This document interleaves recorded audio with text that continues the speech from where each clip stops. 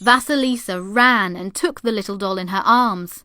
"My dearest little doll, thou hast saved me from my trouble. Now I have only to cook the Baba Yaga's supper, since all the rest of the tasks are done." "Cook it with God's help," said the doll, "and then rest, and may the cooking of it make you healthy." And so saying, it crept into her pocket and became again only a little wooden doll. So Vasilisa rested all day and was refreshed, and when it grew toward evening, she laid the table for the witch's supper and sat looking out of the window. After a while, she heard the sound of horses' hooves, and the man in black, on the coal-black horse, galloped up to the wall gate and disappeared like a great dark shadow. And instantly it became quite dark, and the eyes of all the skulls began to glitter and shine.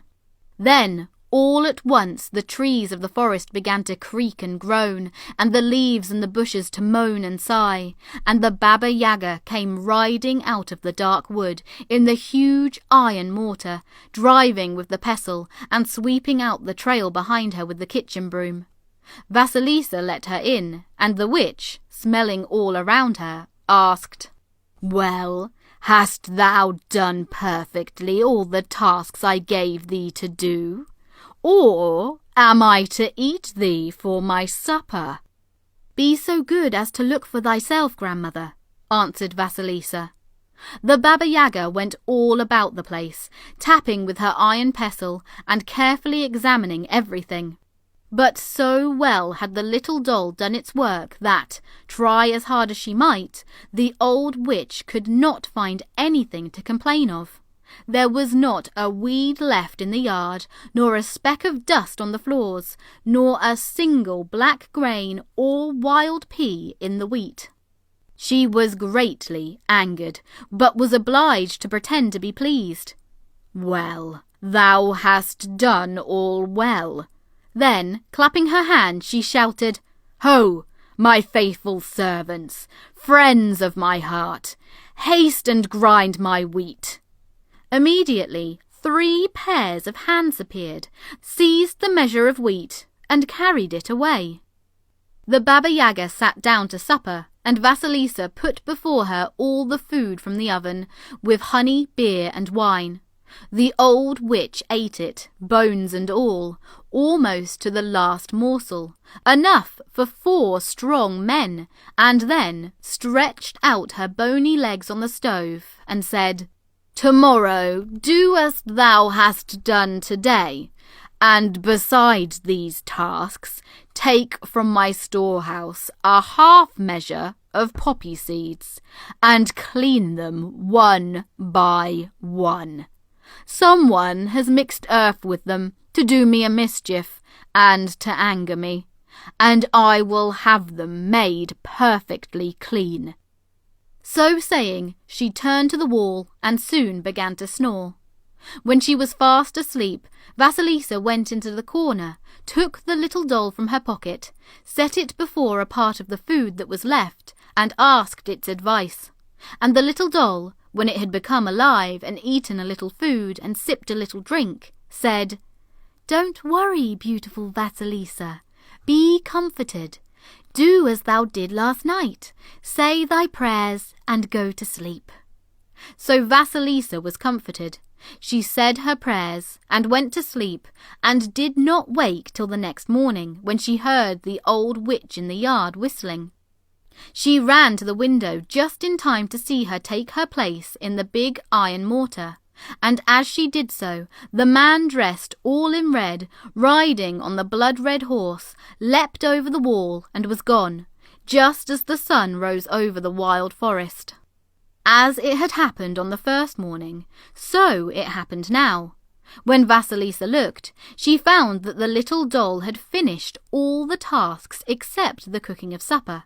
The yard was swept and in order, the floors were as clean as new wood, and there was not a grain of earth left in the half measure of poppy seeds. She rested and refreshed herself until the afternoon, when she cooked the supper, and when evening came, she laid the table and sat down to wait for the old witch's coming.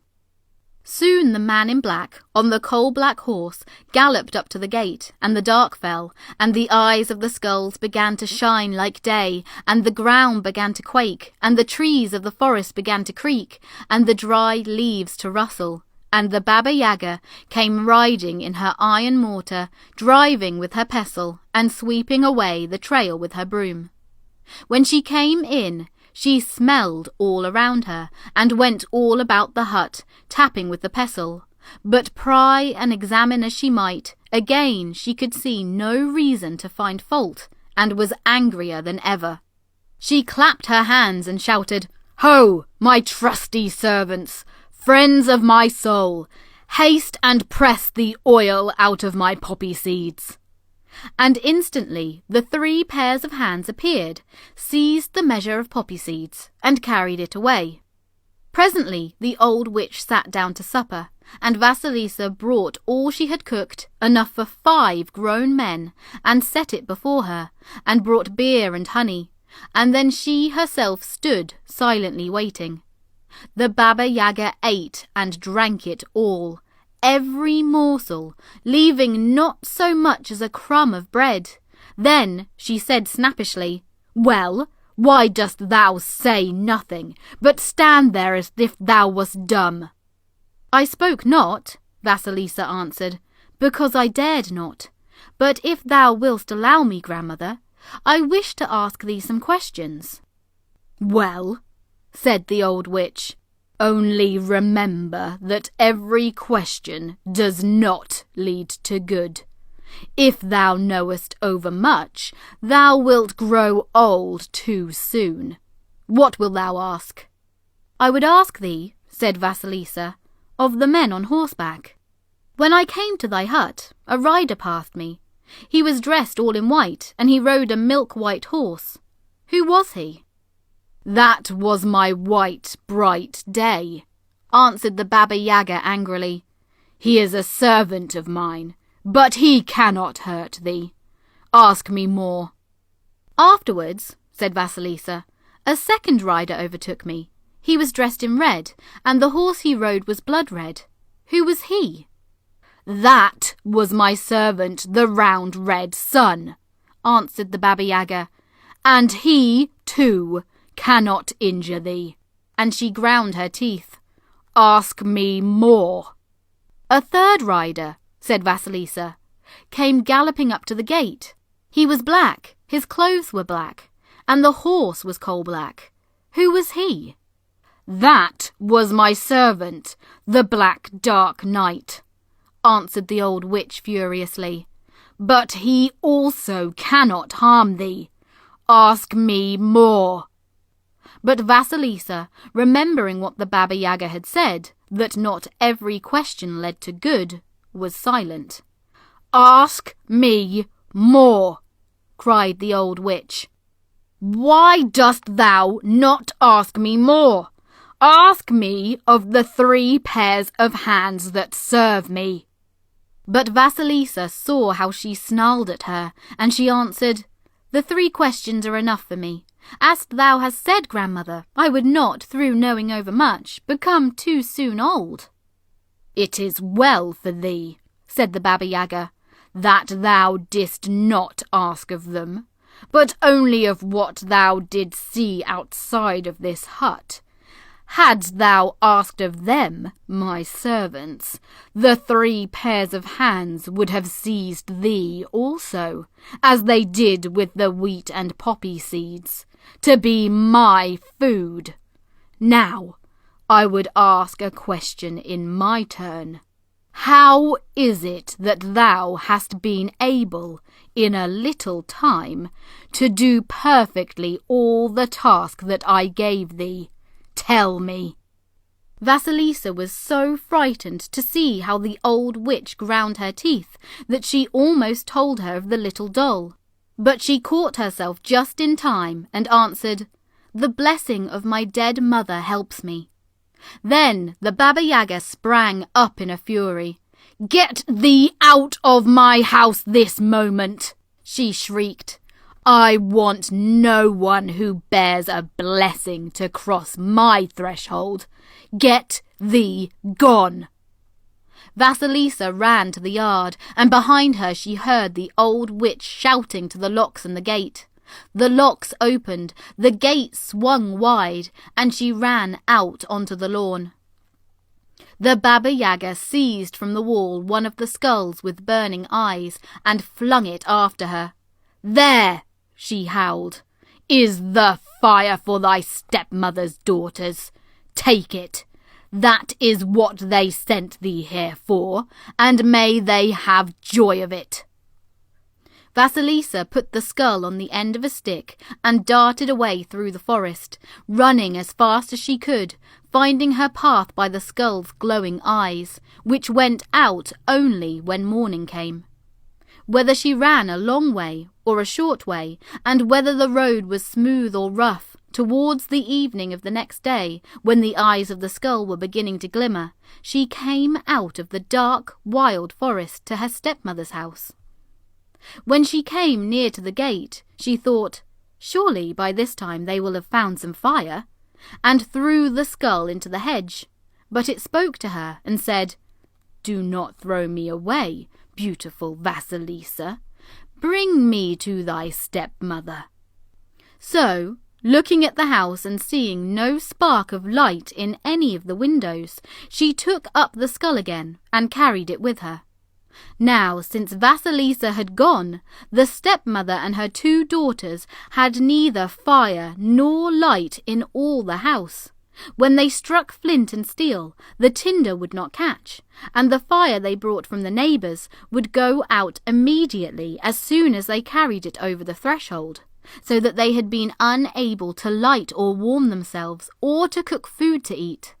Therefore now, for the first time in her life, Vasilisa found herself welcomed. They opened the door to her, and the merchant's wife was greatly rejoiced to find that the light in the skull did not go out as soon as it was brought in. "Maybe the witch's fire will stay," she said, took the skull into the best room, set it on a candlestick, and called her 2 daughters to admire it. But the eyes of the skull suddenly began to glimmer and to glow like red coals, and wherever the 3 turned or ran, the eyes followed them, growing larger and brighter till they flamed like 2 furnaces, and hotter till the merchant's wife and her 2 wicked daughters took fire and were burned to ashes. Only Vasilisa the beautiful was not touched. In the morning, Vasilisa dug a deep hole in the ground and buried the skull. Then she locked the house and set out to the village, where she went to live with an old woman who was poor and childless. And so she remained for many days, waiting for her father's return from the far distant kingdom. But, sitting lonely, time soon began to hang heavy on her hands. One day she said to the old woman, "It is dull for me, grandmother, to sit idly hour by hour. My hands want work to do. Go, therefore, and buy me some flax, the best and finest to be found anywhere, and at least I can spin." The old woman hastened and brought some flax of the best sort, and Vasilisa sat down to work. So well did she spin that the thread came out as even and fine as hair, and presently there was enough to begin to weave. But so fine was the thread that no frame could be found to weave it upon, nor would any weaver undertake to make one. Then Vasilisa went into her closet, took the little doll from her pocket, set food and drink before it, and asked its help. And after it had eaten a little and drunk a little, the doll became alive and said, "Bring me an old frame and an old basket and some hairs from a horse's mane, and I will arrange everything for thee." Vasilisa hastened to fetch all the doll had asked for, and when evening came, she said her prayers, went to sleep, and in the morning she found ready a frame, perfectly made, to weave her fine thread upon. She wove 1 month, she wove 2 months. All the winter Vasilisa sat weaving her fine thread, till the whole piece of linen was done, of a texture so fine that it could be passed like thread through the eye of a needle. When the spring came, she bleached it, so white that no snow could be compared with it. Then she said to the old woman, "Take thou the linen to the market, grandmother, and sell it, and the money shall suffice to pay for my food and lodging." When the old woman had examined the linen, however, she said, "Never will I sell such a cloth in the market-place. No one should wear it except the Tsar himself, and tomorrow I shall carry it to the palace." The next day the old woman went to the Tsar's splendid palace, and fell to walking up and down before the windows. The servants came to ask her errand, but she answered them nothing, and kept walking up and down. At length the Tsar opened his window and asked, "What dost thou want, old woman, that thou walkest here?" "Oh, Tsar's Majesty," the old woman answered, "I have with me a marvellous piece of linen stuff, so wondrously woven that I will show it to none but thee."